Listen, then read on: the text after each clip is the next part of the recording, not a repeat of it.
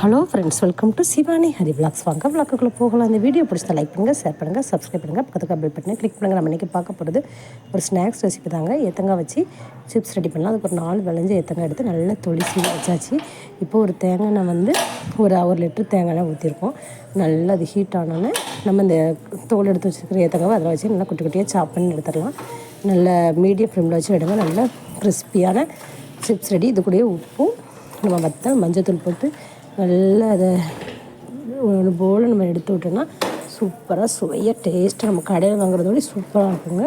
நம்ம டேஸ்ட்டான ஏத்தங்காய் chips ready ஆயிருங்க. நம்ம அடுத்த பேஜ் இதே மாதிரியே போட்டு எடுத்துடலாம். நம்ம எல்லாம் போட்டு எடுத்தோன்னா பாருங்கள், நல்லா பார்க்கவே அழகாக கோல்டன் கலர் சூப்பராக வந்துட்டா ரெடி ஆகிட்டா. நீங்களும் இதை ட்ரை பண்ணி பாருங்கள். இது கூடவே நம்ம வாழைக்காய் பஜ்ஜி ரெடி பண்ணணும். இதுக்கு வந்து நம்ம எப்பவும் போல் கடலை மாவு, உப்பு, கொஞ்சம் காயப்பொடி, அது கூட கொஞ்சம் காஷ்மீர் பொடி, அவ்வளோந்தாங்க. சுவையான டேஸ்டான பஜ்ஜி ரெடி ஆகிட்டுங்க. நீங்கள் உங்கள் வீட்டில் ட்ரை பண்ணி பாருங்கள்.